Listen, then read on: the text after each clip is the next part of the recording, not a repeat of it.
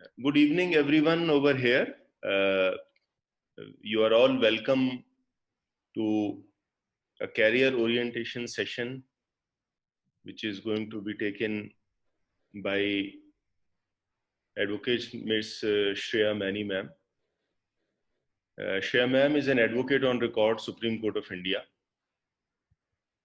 She has done BLLB from Gujarat National Law University, and she has done BCL from Oxford. And she also interned with one of the wings of the ICJ, which is MICT, which is a body of the UN, United Nations. And more important, that she has worked with the president over there, who used to be the chief justice or chief judge over there in that courts. Ma'am has also started, after coming back from there, started her practice with her father.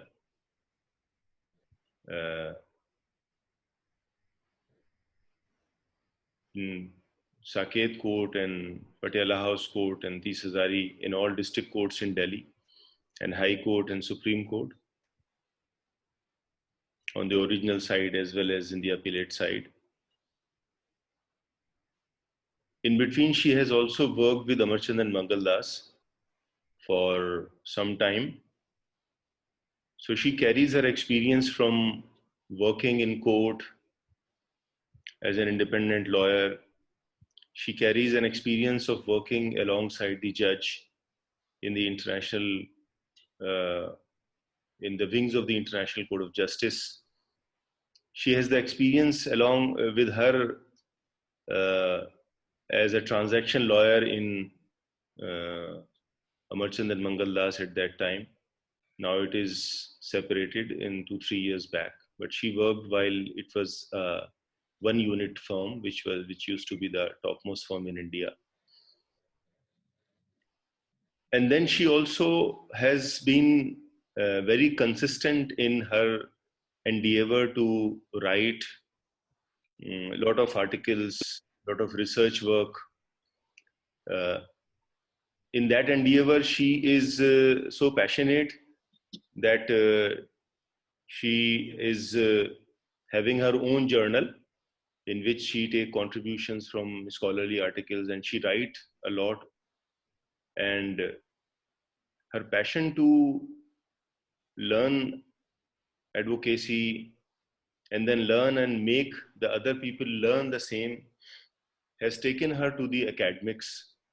And she is one of the chief course faculty in National Law School Delhi, National Law University Delhi, in international criminal law, in human rights.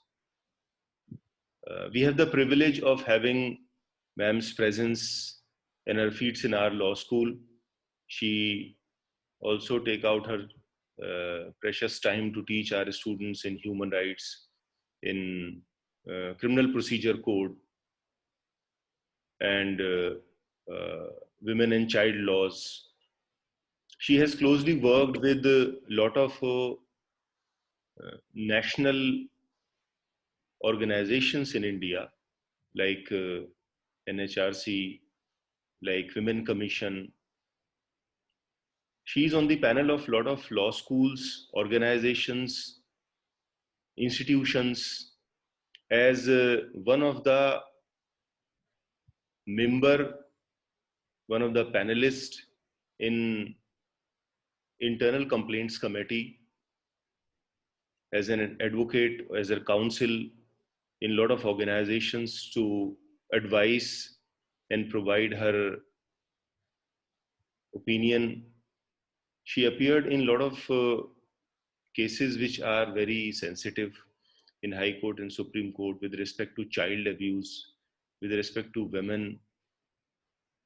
So she's a person, one person who is trying to cover up, who has actually covered up almost all the areas of legal practice, legal profession, in a very short career of last 5-6 years.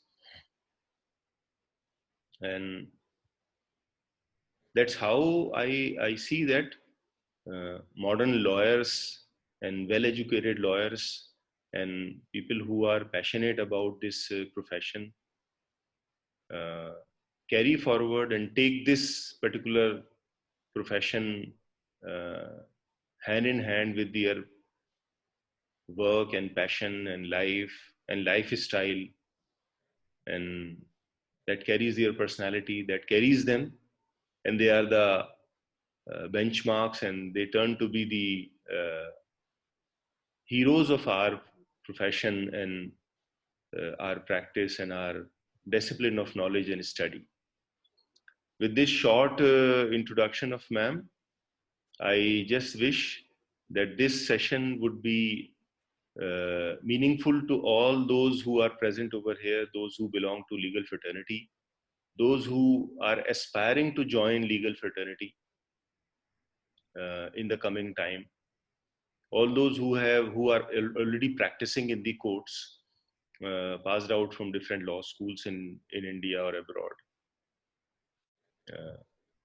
With this, I thank you all. I thank you, ma'am, and invite ma'am to take up the session. Thank you, ma'am. Thank you, sir. Thank you so much. And I'm just going to, in fact, start from where sir left. I think more than a short introduction, I think it was too much of an introduction for me.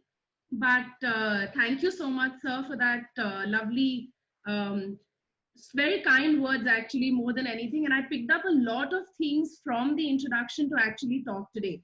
So first of all, a huge welcome. I see a lot of people. I see over 150 to 190 people, which is fantastic. So I'm so happy that at least in these stressful times, we've all come together and we've decided to at least speak about these issues. The canvas that we're looking at today is very interesting because we're looking at a target audience of almost anybody who wants to do the law, anybody who's perhaps doing the law, and anybody who's perhaps even done the law. So this is in a way me trying to address all of you across the board with certain tenets of information, because I feel the topic is so interesting today that I can actually talk to you a lot about a lot of things that sir has started from. So let's start from the beginning. So I was actually a product of the Mothers International School. I'm from Delhi itself. And I think I realized early on that probably I did not want to make a mark in a profession that probably my father had. But luck so had it that I had to go in this profession. And I cleared the CLAT exam, and there we were. So I went to law school, and that's when I realized that a lot of things came easy to me. So my first tip for today is, and I'm going to do this as an exercise of tips with you, numbers, okay? So my first tip of today is recognize your strengths and weaknesses, okay? So I'm going to take you through my journey, and as a lawyer, I'm going to tell you what all you can do as a young novice practitioner, and also someone who is probably in practice, for all we know, or probably a CLAT aspirant. So that kind of vision needs to be looked at, okay? So the first thing is, look at your strengths and weaknesses. That's the most important thing. So you need to understand that if you are perhaps more agile at public speaking, you could make a mark in a field like litigation. If something which is a little more contractual, which is a little more transactional, which is a little more drafting oriented, then perhaps solicitation could be a best and perhaps a better way of approaching and diving into the field of law. So the first tip is understand what your strengths are, okay? And accordingly nurture your law school and career practice, okay? So accordingly figure out. So if you feel that you're good at public speaking, do a lot of moots, okay? Try to intern with practitioners, with chambers, okay? Try to go to places where you can solidify and buttress your strengths, okay? So that's very important to know. Do not look at your weaknesses. None of us are perfect, okay? I can think a lot faster and speak a lot faster perhaps than writing. So for me, advocacy comes easier. if somebody gives me a speech and says, okay, go and deliver this, it will substantially be an easier exercise for me. Okay. So that's one thing that I learned over the years. And I'm giving this to you on a platter, that please, the entire career graph that a person makes, and the best way to excel is to recognize your strengths and weaknesses. Okay. So that's the first thing you should do is, okay. So what happened was that I was in law school, and little did I know that my roommate was someone who hated studies. Okay, so she didn't want to study too much. She wanted to get an easy way out of law exams. And I think my sort of giveaway from this was that I started teaching her. So whatever I used to learn, and I used to listen very carefully in class. So I wasn't very much of a throughout the semester student, but I did a lot of things which I felt could adorn my CV well. So from that comes my second tip for the evening. So for anybody who's choosing to probably get into the law, or who is still confused about whether they want to approach the law or not, the second tip is there must be a plan of action, guys. So the moment you recognize your strengths, you must have a plan of action. A plan of action doesn't necessarily need to be a site plan to the extent of everything detailed out, but you must have an overview of what you aim to do. Okay, so something I call a focus. So you should have a focus in mind. Okay, spare my throat a bit. I've been teaching a lot online, so my throat goes a bit dry, so I have to keep sipping water, but pardon me for that. I know sir is very strict with no edibles allowed, no eatables, no drinking water as well. But anyway, we're going to relax the rules a bit there. So yes, plan your path a bit. Okay. So this is more generic in to the extent of even practice. So you need to have an action plan, and by action plan I mean short-term goals. Okay. So set goals, short-term goals. That's your third tip. Okay. So the first is recognize your strengths. The second is have a plan of action in mind. And the third is that you actually set short-term goals. Now, let me explain this to you, how I did this, okay, with a practical example. So when I was in school, I knew that I wanted to do something that was professional, okay, because I loved sketching, I loved painting, but I knew that I needed to make a career out of something that could give me some money, okay. So there had to be some sort of a financial backing for me, okay. As a single child, I needed this. So what I did was that I decided that I have to do something professional. So I pretty much looked at all the exams professionally that were available. And then I decided to sit for this exam, okay, the CLAT. Now the CLAT is a varied exam. You have maths, logical reasoning, all of these subjects. So you sort of study that, and your short-term goal is to get through a decent enough law school.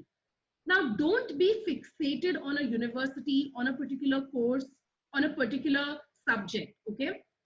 You figure out your way on the way through a lot of steps. Okay, I know a lot of students who started with this phobia in mind that they don't want to go to court, they want to set up a law firm practice, but through the way they fell in love with litigation and there was no looking back. Okay, so have a plan, but have short-term goals. That's very important. When I got into practice, had this short-term goal that I wanted to become an advocate on record at some point and be able to file in my own name. I achieved that this year, and I was super happy at that. Okay, so this was my short-term goal fulfillment. That in 5 years after getting into law practice in 2013, after 5 years, I'm going to sit for my AOR exam. Okay, so I didn't know what I was going to do after 10 years, 20 years, but I knew that I was looking at passing my exam after 5, 6 years. Okay, so these sort of short-term goals is what you need to set. Okay, so let's look at what happened after that. So law school happened, and then I got very, very keen in teaching her, and it was very easy because everybody studies one night before the exam almost, or 2 nights at the max. So I used to listen very carefully in class. I had great professors, and I used to listen very carefully, make my notes, and then I used to sleep over it. And before my exam, I used to actually teach my roommate, and teaching her made me memorize everything a lot faster. So my next tip is share. Okay, sharing. So once you actually set a short-term goal, you need to then share, you need to network, you need to socialize. Okay, So this is very important in any profession. I'm not saying go study the law. I'm today just talking to you in my individual capacity of just someone who is probably a little above your age. I'm still very young in my field. I have lots to learn, but I'm just trying to give back to you that whatever little general tips I followed, which could marginally help you succeed. Okay. This is like a short term mantra to success, literally, if you follow these tips. Okay. Um, Sorry. So, 1 second, guys. Yes. So what happens is that you set these short-term goals and then you share knowledge. Okay. So you share your experiences, you share your knowledge. So you give as much. So even now, I think the best thing about social media is that we're able to interact with so many people across the board. Okay. So what you need to do is you need to socialize, you need to network. Now, by this, I mean be very professional in your networking. Okay. Across the board for whatever profession you're actually undertaking. But what you need to do is, I'm getting a lot of good evenings on the chat boxes. So a very good evening to all of you. I see a lot of people I teach, which is great. So I'm just going to continue, guys. So yes, so what's important is that you also need to understand that you need to share. Okay. So whatever information you have, and I teach this to my interns specifically, that give as much knowledge, give as much information out into the public domain, into the world. Okay. Because when you give out information, you also attract information. So it's a great reciprocal arrangement with so much of technology and social media coming in. Okay. So once you actually have a plan in place and you set a short-term goal, that's when you need to get down to achieving it. So what I did was that I finished my law school and I was placed with Amarchand Mangaldas, like Sir said. I had a PPO, but the trick is I was a very good student in school, okay, in law school. So my urge to all of you is please study through your law school very well to score excellent marks. Now, why am I saying this? Everybody says kya farak padta hai? Once you get into practice, how does it make a difference? But I'm telling you, law school marks can make a magnanimous difference, okay? Huge difference. It could be a great tool to actually achieve a lot of success once you pass out, because the work of a lawyer begins essentially after passing out of law school. A doctor studies everything before, okay, during their schooling years. But a lawyer actually studies much later when a brief walks in, when a case walks in. It's the most exciting profession to be in. It's mentally very satisfying. It's very invigorating. I mean, I feel like waking up and going to court every morning because the rush that I get when I argue well and I get notice done in a matter, or when I get bail in a matter, is a rush that you cannot match. Okay. That rush is unmatchable. Now, this works for me. Okay. This may not work for you. You could probably feel more satisfied with a corporate law job. So that's a niche you need to figure out. And how will you figure that out? That 5 year period or 3 year period during your law school is your time to figure out, everybody, whether you want to do this or that. And even if you don't know, you're unsure, that's still okay. Okay. Not everybody knows after 5 years that this is what I want to do. It's excellent to not have a niche specialization. And I urge people to not do that. Why? Because as a young practitioner, not most of the times will you get an opportunity to just handle one kind of brief. So Sir said something very interesting. Sir said that she pretty much has done everything. Well, that's because as a young lawyer, I decided that I'm going to do every work that comes my way. So I was in a child welfare committee. I was looking at an NCLT insolvency matter. I'm looking at an NCLAT on insolvency appeal. I'm looking at a Supreme Court matrimonial transfer petition at the same time. So I'm doing something so diverse, which if you tell someone senior in the profession, they'll look at you and turn around and tell you, are you a fool? Are you an idiot? What are you doing? But this is my way of looking at it. Okay. You can have varied opinions. A lot of people decide that they're going to specialize in a certain area of law, which I think is excellent. But I think this decision can come marginally later. Anyway, Having said this, I think it's an excellent idea to taste all these things during your law school period. Okay, you can intern at an NGO, you can intern at probably a chamber, you can intern in a law firm structure, you can work with an organization that does article writing, publication organization, etc., etc., mass comm, etc. Okay, so it's a very multidisciplinary approach. Now, today we've actually chosen to speak about law being a tool for empowerment and excellence. And this is what brings me to my next point. When you actually share, my next tip for you is when you actually share with everybody, so you recognize your strength, you make a plan, it's a short term goal that you set, then you network, you socialize, you share and care as far as your knowledge and your information is concerned. And thereafter, when you actually spread this knowledge, you realize that there's so much that you can achieve from this single field of law. So by this, I mean that it's a multidisciplinary approach. So the next thing you do is you do not refuse any kind of work that comes your way. Okay, so that's the next tip. Do not refuse any kind of assignment.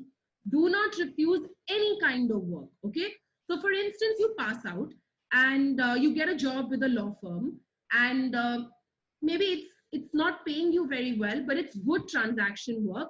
It's different. Okay, so perhaps you're learning about project finance, or you're learning about transaction merger acquisition. That's what transactional disputes are. Probably you're doing something like winding up, or you're looking at insolvency matters. So when you're doing all of these matters, it's different. Okay, it's different from a normal conventional criminal law matter. But you keep your mind open. Why? Because today the boundaries of law and the boundaries of work are diluting. Now, what do I mean by this? I actually mean to say is that today, even if you're not a lawyer, you will still, as a student, as a person, as a son, as a daughter, require to have information about the law. Now, let me give you an example. We have certain rights, we have certain duties. Now, we're expected to know that certain behavior is good, we're expected to know that certain behavior is bad. Okay, as simple as that. I'm putting it in perhaps the most layman language that's available. Now, when we have this kind of basic understanding, we need to know what are our rights and duties to be able to live in a civilized society. Okay, we're in a civilized society. Law, man is born free, and law is the only thing that curbs and chains and shackles that society. Okay, so law is that book of rules which we need to know how to live by. Now, for instance, if everybody's watched that movie Khosla Ka Ghosla, okay, I recently had the opportunity of watching it and I hadn't seen it before. And I realized that something that came so basically to me as a lawyer is perhaps something that doesn't come to someone else. For instance, if you go to make an investment, the first thing you should do is check whether there's a third party payment, whether there's a bank payment involved, whether there's a check. If someone's taking money in cash from you, then that receipt is something which may not be accountable for. What are the essentials of a receipt?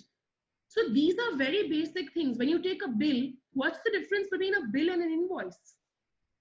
You're investing in a plot. Have you done enough due diligence to go back in it and see whether this plot is registered in X name, Y name? Is it a disputed land? Is it under list?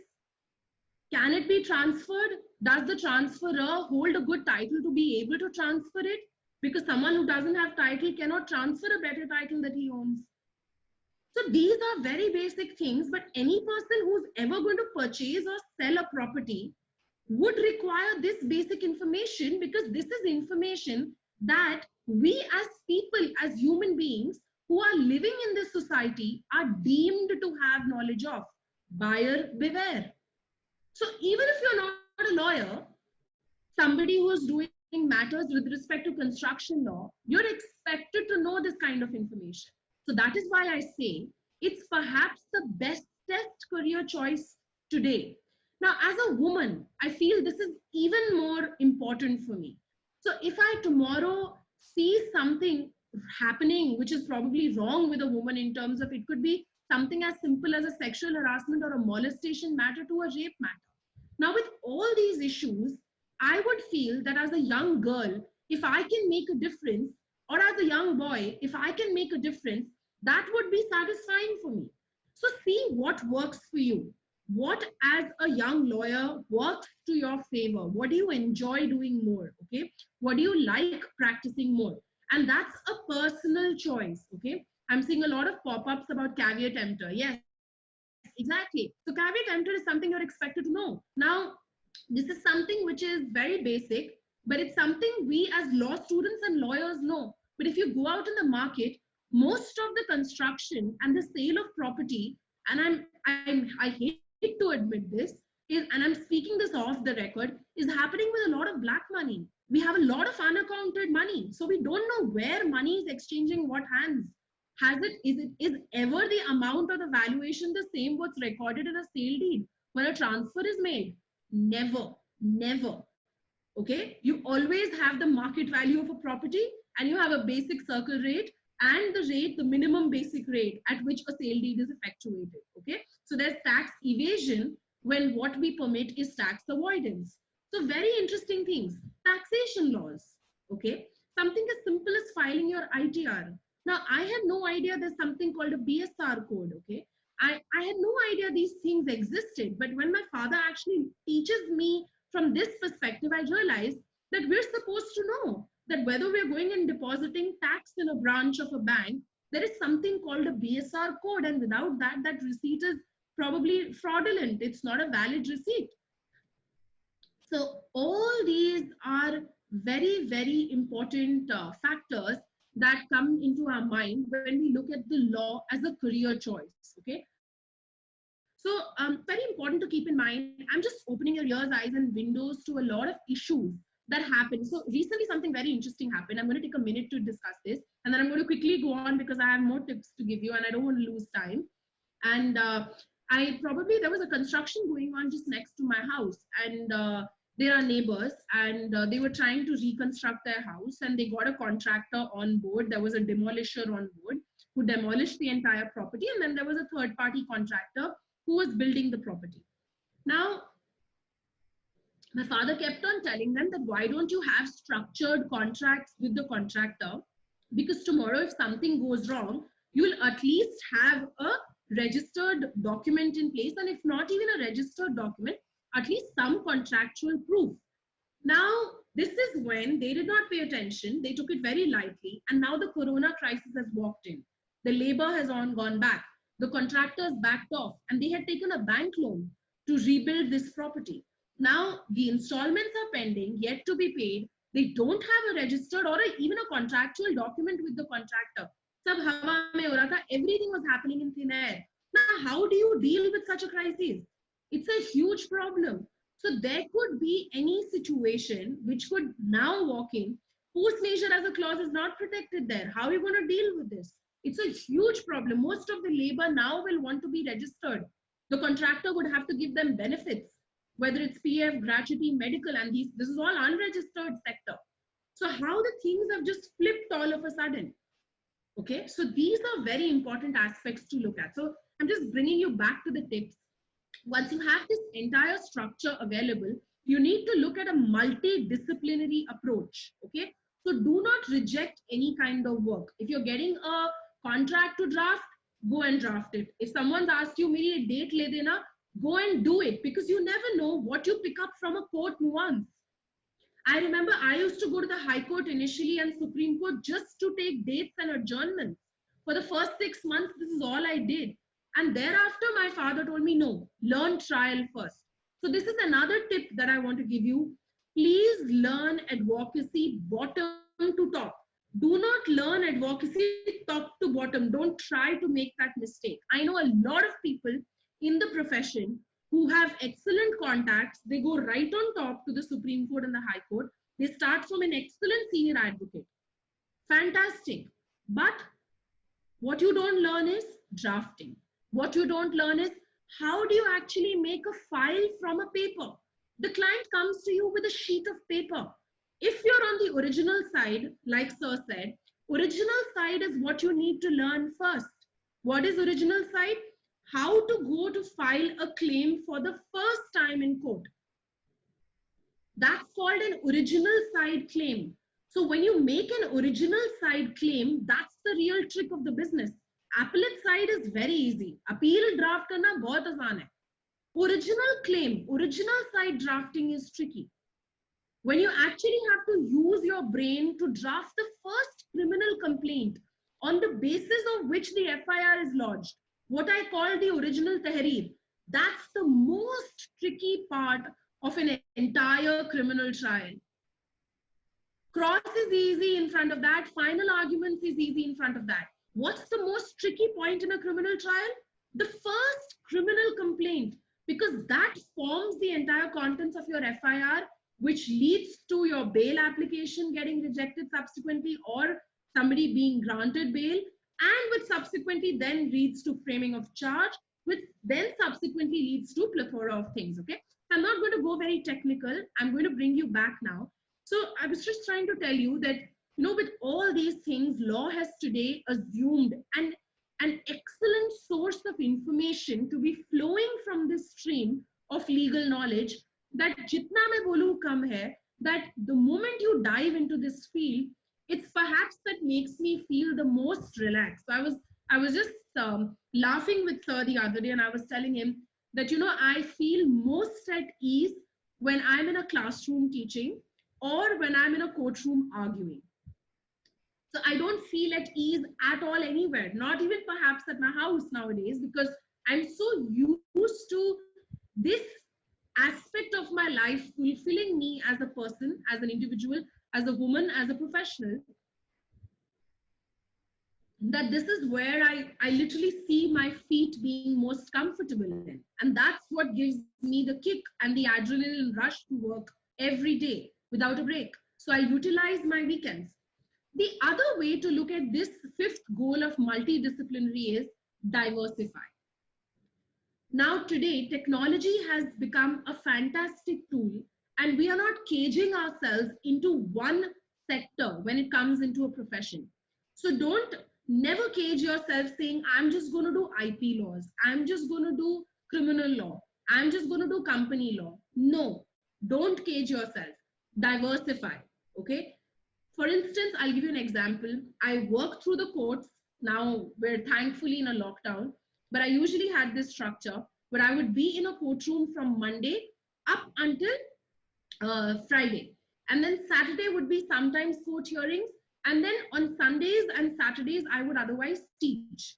Wednesday evenings, I would teach at NLU Delhi. So I decided to diversify, and I decided to pick up a field of law which was slightly unexplored, something like international crime. So I teach, I usually like teaching international criminal law, human rights, I love teaching. And there's a subject called Supreme Court practice, which I also teach with sir. But this is one subject which I really enjoy teaching, because procedure is something, again, which very few theorists know, because procedure is practical. So that brings me to my next tip, guys. Practice is very different from theory. That's my next tip, everybody. Practice is very distinct from theory. I'm going to tell you a little anecdote. When I stepped into practice, I was a young practitioner, and I was very fond of studying, and I was very fond of reading books. So I had read all my books. I read a good D.K. Basu, I read a Takwani, and I was very fond of books. But when I came into practice, the first day, my father turned to me and he said this, and this was one line he told me, which I'll never forget in my life. Okay. So usually there's a protocol or the decorum that your first band, your first band that you wear is gifted by a senior. So he gifted me my first band that I actually wear in court, the white bib. And he said, Shriya, वकालत सीखना, पढ़ना और वकालत करना और चलाना बहुत अलग चीजें होती हैं.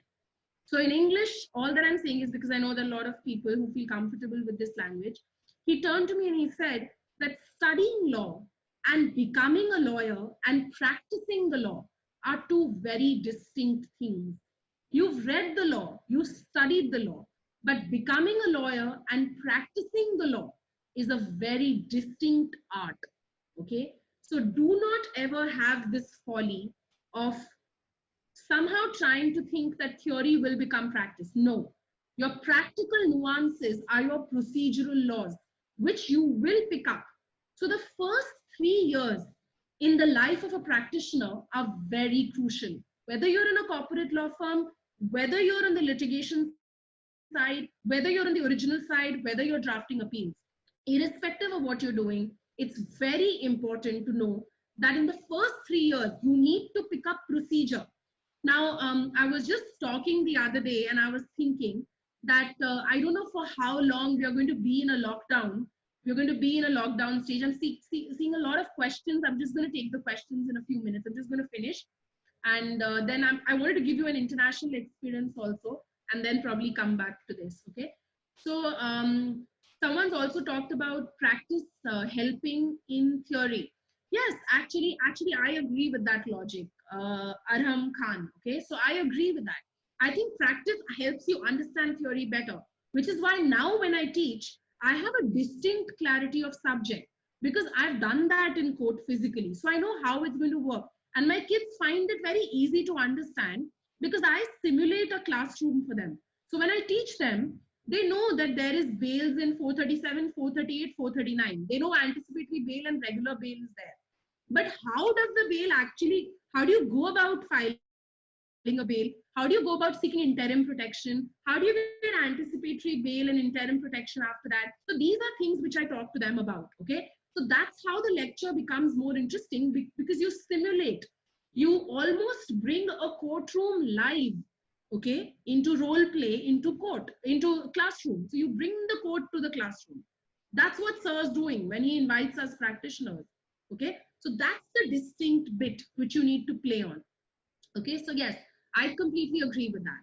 That brings me to the tip I was giving you, that when you have this kind of practical knowledge that it equips you with, that's when you need to now decide whether you want to make this jump as a lawyer or not. Okay, so not only does um, tips for cracking the CLAT, yes, I'm going to do that. I'm just taking a note of these things and then I will get to that, guys. Okay. So I wanted to also tell you a little about my international experience. So I was working at Amarchand Mangaldas. I was in their dispute resolution team. So I was looking at litigations and I was looking at arbitration, commercial, of course. And I was someone who wanted to be in court. Okay, I probably thought that my strength was gift of the gab, and I thought 30 days I was sitting on a rejoinder. It was so futile an exercise for me. I decided that I cannot be here. It's killing my creativity. And that's when I decided to branch out a little. And I said, let me see if I can apply for an LLM. So I actually started making my LLM applications. I was very lucky that I got selected at Oxford. I was at Oxford doing my BCL. Okay, so there's an LLM degree called the BCL, which is very, very popular there. So I was studying the BCL. I was very lucky, like Sir said, through the BCL, there was a visiting faculty. There was a judge who was the president judge of the Mechanism for International Criminal Tribunals, which is essentially a body of law, which is a United Nations court. Okay, so they were looking for an Indian lawyer on board. So I was the first MICT intern who was Indian, okay, who got on the job. That was the first time MICT had an Indian intern, okay. But luck so had it that I had a wonderful time there. We learned so much about the laws. And that's when I fell in love with human rights laws, okay. So I decided, so I was looking at refugee claims on a daily basis. That was my job. I was analyzing refugee claims. So it was an excellent time for me. I worked at The Hague. I was at the Netherlands, and I worked with the judge for a while. And that's when Trump had walked in, and I was packed back home like all other Indians. And the moment I came back, I got a call from NLU Delhi to teach what I had majored in. So you realize how multidisciplinary approach helped me. I started teaching international crime as a visiting faculty, as an external faculty. Only for 3 hours a week I used to go. So law as a tool didn't only help me to become a lawyer practicing in court, but it also empowered me to make money and to give back probably what I had learned because I was in love with academia. I wanted to be in touch with kids. I wanted to study. I wanted to share knowledge. And it was something which was like a retainer income for me. Okay. So these are very, very interesting options. Someone's messaged me about an LLM in corporate law. Okay, I'm noting that as well. Okay, so yes. So what happened after this was we've almost reached the 40 minutes, but I'm going to try and wrap this up as fast as I can so that I can answer your questions then. So thereafter, when I got back, I realized that I needed to litigate because that was always plan A for me. And that's when I really started litigating. Okay. So that's when I decided that I'm going to court. And someone's asking me about the CAA. So Vaibhav Kumar. Okay. So that's a question which is separate. Let's just stick today to what's happening. Okay. Human rights lawyer, I will also talk about, guys.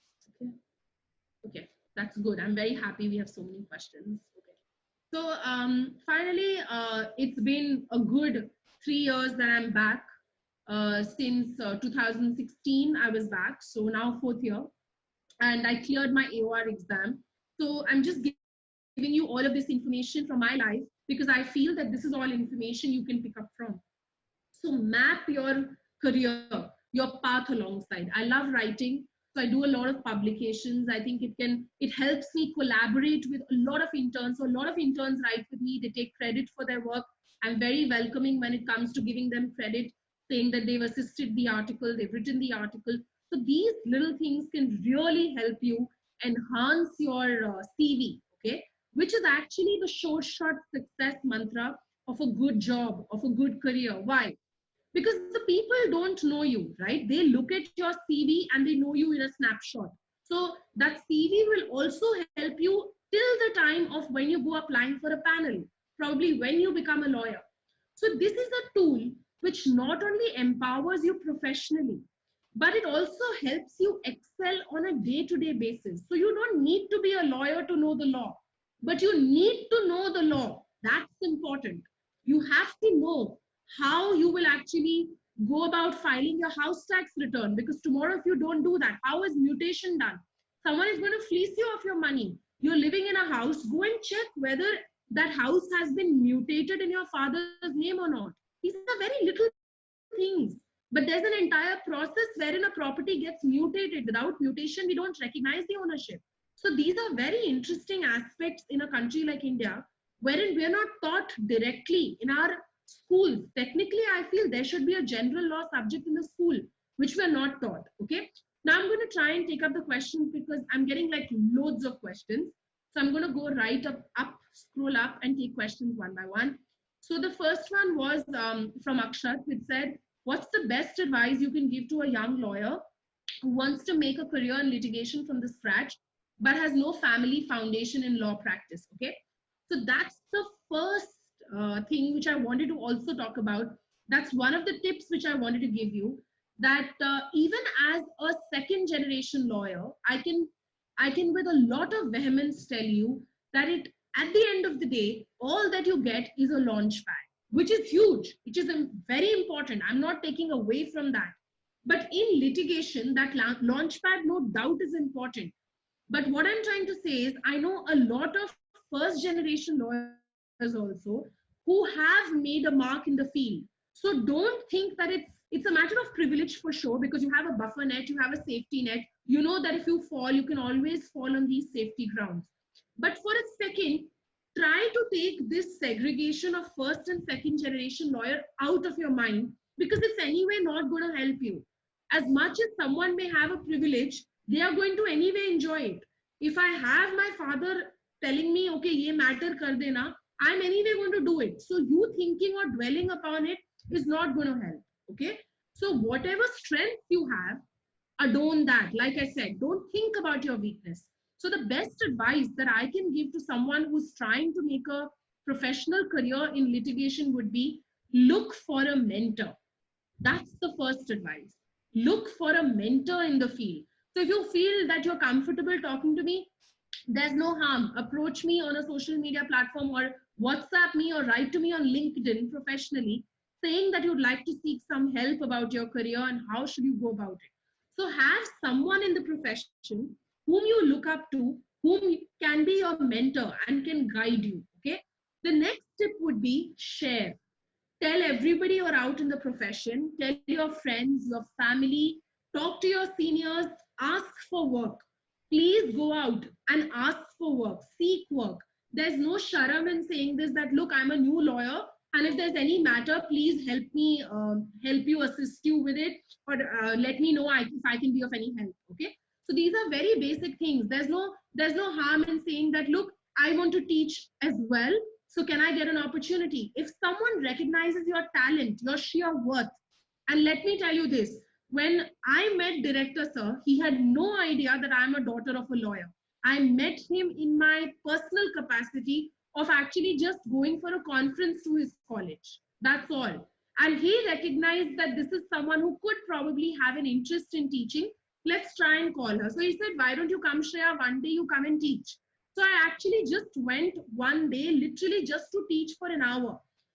Probably the kids liked the way I taught. I fell in love with teaching, and I continued teaching. It's been an association. So I'm just saying that the map gets created on the way. Plan, but plan only short-term goals, okay? And as a young lawyer, my best advice would be hang in there. Patience, patience, patience, patience. It all works out in the end. At the end of 10 years, we're all going to be at a similar position. Nothing is going to change. Nature's shown us literally that everybody is equal. And again, I'm saying, adorn your strengths, guys. This is the time to play on your strengths. Figure out what's your strength. Forget about your weakness, okay? Even if there's something that stops you, it makes you feel, right now is a time of, everybody is tense. We don't know what to do. Online classes have started, so boring. There's nothing to do. Friends are away. We're sulking at home. It's an excellent time to work on a good publication paper. You'll have a publication by the end of it that will help you get an excellent LLM. It will perhaps help you get a good job. Suppose if you want to go into a field like insolvency, try and write about the amendments to the IBC code. Critique the law. Excellent. Any law firm, if you get a good publication in insolvency laws, would take you on board. So very little things. Utilize your time to do all of that. Okay. So that's my tip to you as a young lawyer. I hope that was a bit clear. I'm going to the next question. Tips for cracking CLAT. Okay, so I'm quickly going to give you CLAT tips quickly in like 2 minutes, literally, like a crash course. CLAT exam is 2 types. One is LLB, one is LLM. LLB typically has 5 subjects. And the 5 subjects, the most crucial one is the current affairs topic. Okay, that's last 1 year's current affairs. Usme sab log almost tricky hota hai wo. But that's again brownie points. Okay, if you know that, you pretty much pass, because the maths is 12 maths. Okay, so proportionality, HCF, LCM. So maths you can get full marks in, and you have 50 questions. So it's a lot of questions. So maths you can quickly do. Then I think there's logical reasoning. So do 2-3 books. Online there's a lot of material. Don't do too many materials. Just do 1 or 2 books only, I would say, for logical reasoning. So you can pick up any one for the competitive exam. Tips for cracking CLAT. That book on logical reasoning is there. I can also supply the link of the book to you. And then that's more than enough. Okay. Read the newspaper very diligently. That's my one tip. I want to give 2 tips to everybody. Okay. Irrespective of whether you choose to become a lawyer or not, my first tip is, please have a good sleep cycle. Wake up on time, sleep on time. And everybody keeps teasing me that I sleep very early. I'm a grandma, but I'm telling you that keeps my brain so agile and alive. Okay. That keeps me pepped up. It keeps me happy. It makes me want to look at the next day. I know in law school, this cycle is completely warped. I remember sleeping at probably 11 o'clock, 12 o'clock, 4 o'clock in the morning, and then waking up probably during lunchtime. I know this works in law school, but once you get into practice, not working. Okay. So try and regulate your cycle like that. That's just one tip I have for everybody. Okay. Right. Then I'm just going to go into this. I'm pursuing LLM. Okay. Sorry, I didn't finish the CLAT tips. There's logical reading. There's English. English, practice your comprehensions. Those are easy marks. Okay. There's +1 for every correct answer, -2.5 for negative. So please, tukke mat marna, mare dhyan se maro tukka. If you're guessing, you have to be very agile and careful. Okay. The next is LLM. LLM has an entire section on consti law. Okay, there's an entire separate set on constitutional law. So you need to know consti law really, really well. So probably do a good course on consti law, get your constitutional law um, factors in terms of your Consti 1 and Consti 2. So you need to look at the entire constitution from the perspective of jurisdictions, from the perspective of fundamental rights, from the perspective of presidential elections, prime ministerial elections, okay, all of that. That's important, Consti 1 and Consti 2. And then, of course, the little subjects that are there, criminal law, civil law, tort law. So I would say a good idea would be to pick up any judiciary preparation book. Like if there's a book for DJS preparation, pick that up if you're doing an LLM CLAT exam. Right, so those are my tips for CLAT. There's a lot of competition because about 50,000 people appear a year and 3,000 to 4,000 are the NLU seats. But again, I'm stressing, guys, it doesn't matter. The college doesn't matter after a point. What you need to know is the college has a good reputation. Even if it's a private college, it's absolutely fine. I teach in an NLU Delhi and I teach in a Lloyd Law College. And I'm telling you, the quality of the questions sometimes are way better in a Lloyd than an NLU Delhi. Okay, so you can never say. I have some fantastic interns from the college, and I never make this segregation. Okay, so don't segregate between types of laws. Don't segregate between court practices. ये high court है, ये साकेत है, supreme court है. मैं सारे court उतनी शिद्दत से करती हूँ. I loved how Sir said she goes to the trial court, she goes to the high court, and she's also an AOR at the Supreme Court. So I do all of it because I've learned it that way. Okay, you can align your diary easily. So there's no segregation. For a lawyer who's worked at the district courts, that lawyer can practice super easily at the Supreme Court because all that changes is procedure. You just have Supreme Court rules, SCR 2013 walk-in. Okay, so that's important. That's crucial. Someone tried to ask me about, did your forte as a human rights lawyer mold you as a practitioner better? Feroz. Yes, Feroz, I think the fact that I love human rights comes from the recognition that I made for myself of my strength, empathy. Okay, I'm a very empathetic person, I feel. Like, for instance, if I see a beggar on the road, I'd actually go up and offer something. I feel if I can help in whatever little way, I should. And I think that helped me give way to my love for human rights. Okay, so I decided to major in this subject and probably read international crime because that made me, or study refugee laws and claims, because that helped me give back in whatever little way I can. I'm just filing a PI. I filed a PI, in fact, for Nikah Halala and polygamy abolition, okay, for Shariat 2, Section 2 of the Shariat, challenging that. So that comes from a space where I want to give back. Okay, so these are my sort of giveaways to probably the society, to the women, to the people, but that's how I see it. So I recognized that I'm an empathetic person. So I think it molded my practice in that way.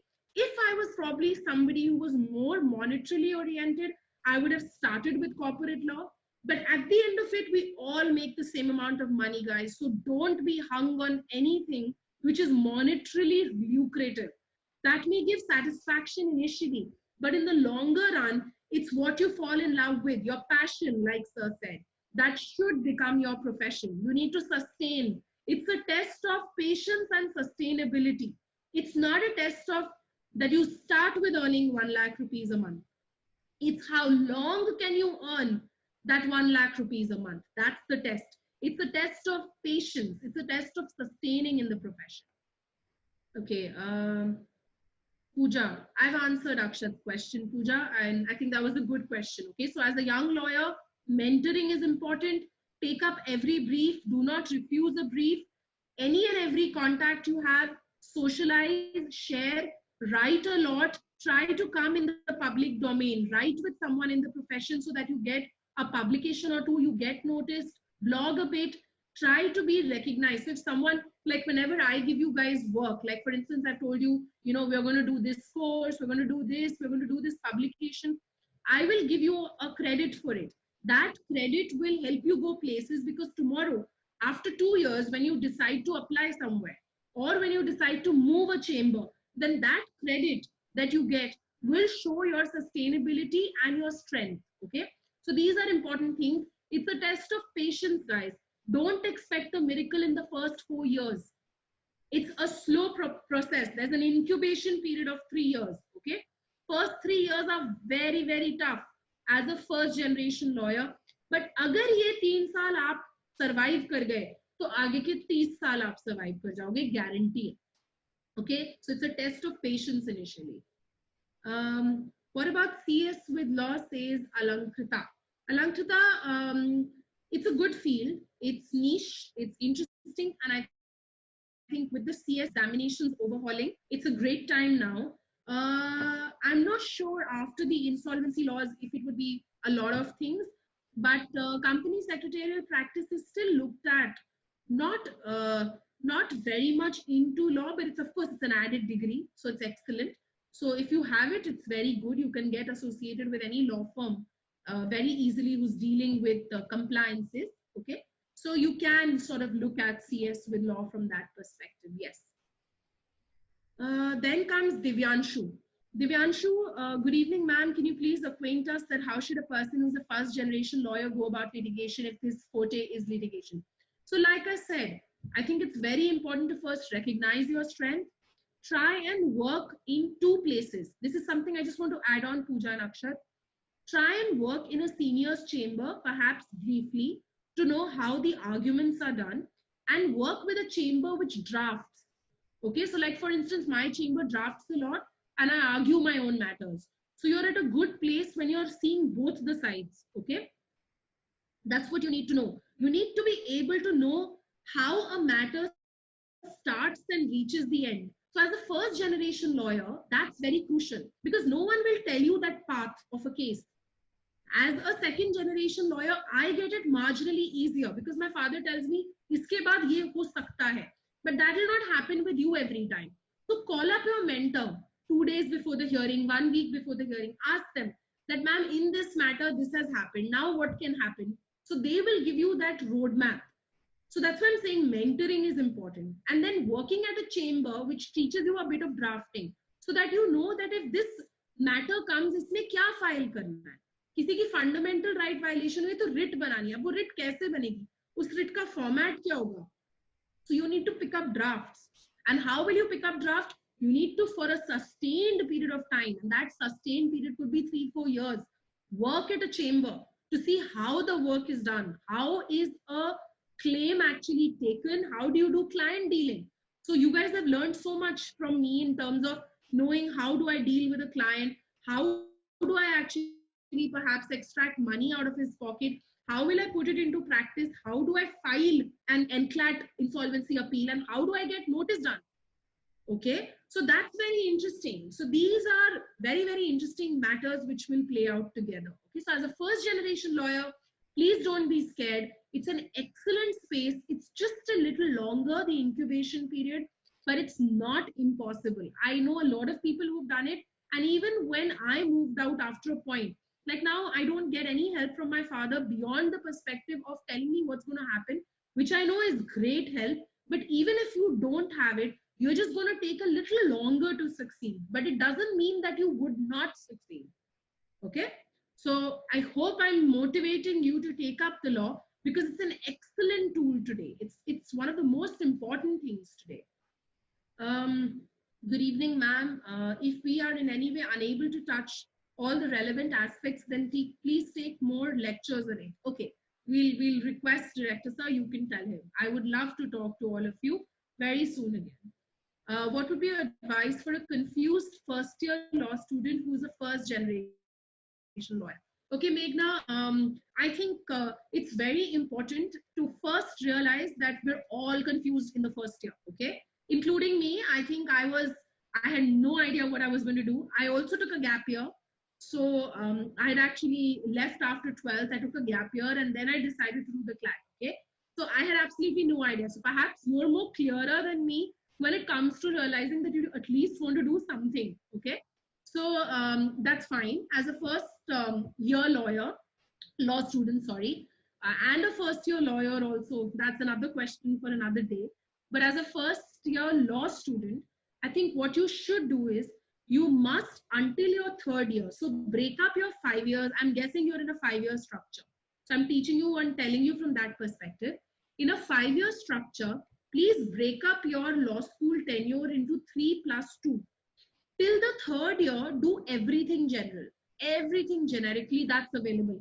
Do every moot that you can, every conference that you can, every extracurricular. If there's some MUN that you want to go for, irrespective of the subject, do it if you like it. If you're getting an opportunity to write a paper, to attend some conference, to publish some article, do it. But after the 3rd year, make your CV very structured, okay? Make it niche, because you want to show some sort of subject interest and subject specialization at the end of 5 or 3 years, okay? So my advice to you would be, as a first year law student, do everything until the 3rd year. Study all your subjects well. I mean, you get a lot of general subjects and you get a lot of company law, you get tort law, you get contract law. So do all of that. Last 2 years, go to a chamber at a criminal law place if that's what you like. If you like the law of crimes, if you like company law, try and get a law firm internship. Try and go to a chamber which does commercial litigation or some NCLT work so that you know. Also, most of the laws today play out together. Like I do a matter in which there's an NCLT claim, there's an NCLAT claim because it's a criminal misappropriation of funds. There's the criminal procedure code also. So we go to the district court, we go to the ED. So we are going to your Rouse Avenue court also. We are going to Saket district court also. I'm going to in a high court writ also. I'm going to an NCLT and an NCLAT, and I'm going to a Supreme Court also because the appeal from NCLAT has gone there. Okay, the statutory appeal, 61 IBC. So these are very interesting aspects to keep in mind. How could we prepare for the latest judgments? Any special tips, says Dhananjay. Dhananjay, I would say when it comes to judgment reading, read the judgment ulta, opposite. So go right at the end and read what the judges have said in the last 4 paras. Okay, that was my trick. So what I used to do was I used to read the last 4 paras. It's like that entire, it's like you kill the suspense of the book. So when you get a new Harry Potter, I remember when I was in law school and before that when I was in school, I remember when Harry Potter Rowling books were released, we used to be very excited. That time they were not made into movies. So we used to be very excited. Line लगती थी bookstore के बाहर कि क्या होने वाला है book का end. So we used to buy that edition, that first release edition. So the bookstore would open at 12 noon and we would flock in like crazy. Okay. So that was like to know what's going to happen at the end. Dumbledore's going to get killed. What's going to happen? So I remember that was like a huge thing. So I would say kill the suspense. So reading a judgment is super easy if you read it ulta. So read the last 4 pages. So you'll know what's happened in the judgment. Then somewhere do a control F. You will find in our opinion. That's where the judges start writing. Then do a control F with the petitioner argues or argued. Okay. The respondent or the counsel for respondent argues or argued. That will give you the 2 arguments of the 2 sides. So you'll get a petitioner argument or a plaintiff argument and a defendant or a respondent argument. So these 3 things, when you get the topmost first 2 pages or 3 pages would be facts. So read it ulta. You will understand it super easy. Ma'am, how much do you support doing an LLM in India, says Vivek? I'm not a big fan for 2 reasons. I think Indian LLMs still are coming up. So if you are working somewhere, that's when I'm a fan of it. If you are in Delhi, you're working somewhere, you want to do it part-time, don't leave your work and do it, okay, full-time. That's a little tricky. But if someone's giving you the option of doing it part-time without having to move too much, then it's great to do LLMs here. Like I think even the college is offering something in collaboration. So that's excellent to do, okay, when you're not physically moving too much. The only place where I recommend foreign LLMs is with scholarship, okay? So if someone is giving you a chance of collaborating, being in India, that's a good thing. But if not, then go abroad physically only if you get funding to a limited extent, okay? I would say wait for the funding, yeah. What's the career scope in human rights, specifically as legal counsels in international organizations? I'm not trying to discourage you, but I think in human rights, you have to know what sort of field you're interested in, because in international organizations and indigenous human rights practice is very distinct. Indigenous human rights practice would mean essentially a High Court, Supreme Court practice. Writ jurisdiction is what you're playing in, or PIL at the maximum. Okay, there's nothing more than that. That's it. Okay, or an NHRC claim or an NCW claim. Okay, that's about it. So this is it for an indigenous human rights practice. For an international human rights practice, international organizations are very tough. They at least require an LLM. They require a master's in law with a specialization in international law. They require a foreign language, so French or Spanish or whatever. That's essential to have. Okay, so a lot tougher, and you need prior internship experience. So I think what's even tricky is internship experience is counted half of work experience. So suppose you work somewhere for 3 years, you've interned somewhere, like an international organization like International Criminal Court, ICC, your 3 years work ex would only be 1.5 years when it comes to an internship. So that would get reduced to half. That's your technically your work ex in the number of months that a United Nations would count. And they have their own roster, etc., which is a lot more tricky. Okay. A first year student, what efforts I should make in my law school to help me get into a good law school in UK. So LLM is quite a long shot, but I think there are certain things that you can do. Number one would be, please write a lot. Like I said, recognize your strengths. If you're good at mooting, moot. If not, then write. That's important. Get to know your strengths. Okay. Try to blog if you're not getting a publisher. Try to just blog your thoughts out. A lot of people write back. A lot of people connect. Okay. Mentor. Very important, get in touch with someone who can walk you through. Internships, plan your internships. There has to be a structure. There's a method to the madness, okay? 3+2 structure, guys. Look at your internships, apply everywhere. I always tell everyone this, it's one yes that matters, not 100 no's. So even if you get a rejection from 100 places, it's fine, okay? There are tons of questions. I'm not sure about the timing. Let me just ask, sir. Sir, do we have the kind of time left? Do we continue? We're already around 7:10. So we have like tons of questions. Take up a few questions who are who are aspirants, not law students yet. Sure, sir. Okay. So there's one that says, is international litigation possible? If yes, in which area of law? So this is again law-based. Wait, having so many subjects of law in law school is a good idea to choose your certain subjects and go in depth. No, I'm interested in criminal litigation, JAG and CBI. This is again specialized. How is pursuing an LLM from India different from abroad? No, that's again. You can intern under me. Okay, very good. Thank you. Okay. Okay, someone's asked about competition of LLB, okay, related to later pharma industry and everything, okay. Yeah.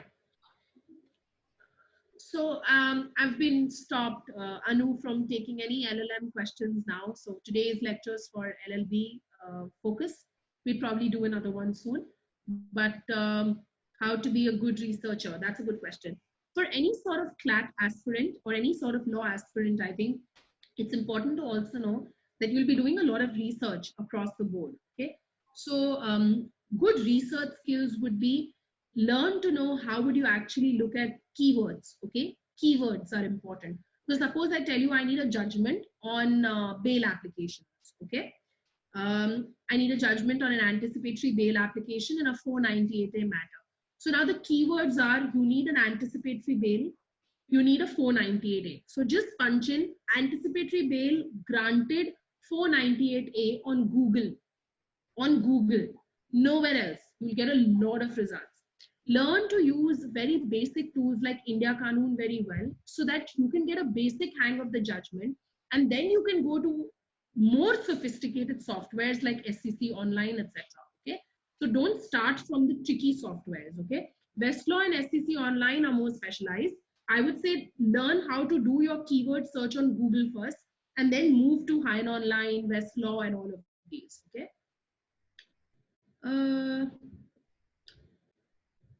Certificate courses are good, guys. These are good courses to do. Essentially, they show subject interest. Okay. Right. Interview questions asked while getting into a college. Okay, so I've actually had the fortune of looking at this master document for interview questions in a law school. I'm not going to name the law school. So interview questions can be varied, but I think one of the most typical questions is why law? Okay, which place? Are you finicky about the city? Where are you from? So you need to know that from the angle. Technical questions will only be from your CV. Okay, so in terms of what you tell them, that they will ask you what area of law are you interested in. So any sort of interview like that, and I think even college holds one. So any sort of such interview will ask you two types of questions. One will be your HR questions, your human resources questions, which are more general, okay, which tell you why the law, what do you want to study, what your parents do, what motivated you to do the law, what do you want to achieve out of this, etc., etc. So why the law, what for the law, okay, so these kind of questions. And I would probably look at the technical sort of questions to be coming only from my area, okay, of interest. So suppose you say I was very interested in the CA issue, they can ask you human rights, they can ask you what's your opinion on the Citizenship Act, they can ask you is it violative of Article 14, is it an intelligible classification, is it a reasonable nexus, all of this, okay. So technical bits will flow from that, that's subject specific, okay. So generally just these questions come, not very technical. Um, Hina, that's very, very detailed. A question on semi-qualified company secretary and all of that. Get in touch with me. I can always help you out later. But today I'm directed by Sir to only focus on these. How to enter into a corporate world, which is most essential. So if you want to do corporate law, okay, you structure from the first year what you want to write, what you want to moot in from that angle. So you structure it, you do law firm internships, get someone on board who's a mentor. And I think what's easy with corporate law is it's more structured. It's a regulated structure, okay? So you can find a lot of good contacts on LinkedIn, get in touch with them, approach them, ask your college for any sort of assistance when it comes to internships at corporate law firms. It'll help you substantially. Okay, JAG again is, and APP is, we can do different on this. I wrote my JAG exam. Okay, I had gone to the SSB interview, so I can shed some light on it, but perhaps for another day of discussion. Uh, yes, so I think I've pretty much taken quite a lot of your questions. So for all those who are looking to probably give the law exam or probably doing the law, I think my tips would be very simple. Recognize your strengths, set out a plan, have a short-term goal which is visible and achievable, share your knowledge, network, socialize, and once you recognize and do all of this, keep patient, hang in there, okay, it's going to get better. It's a lot of effort, but it's going to be just about fine. So I'm going to hand it over to you. I think I've tried to cover pretty much that I could in that little frame of time. Thank you so much, ma'am, for all your time. And I hope that all those who are present over here, they must have enjoyed this session as usual with Shreya ma'am's all the sessions which used to be. I'm so thankful. My pleasure, sir, and my duty. Greeny situations for all the humanity. And we pray for all of us that all of us have to be very safe and sound and healthy.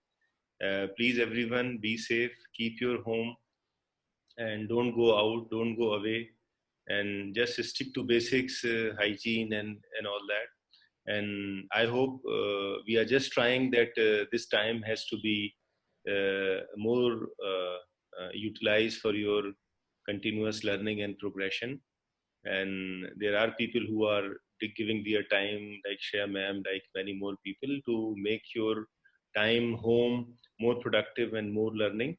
And good night to all of you. Good night, ma'am. Thank you. Thank you so much. Thank you, sir. Thank you so much.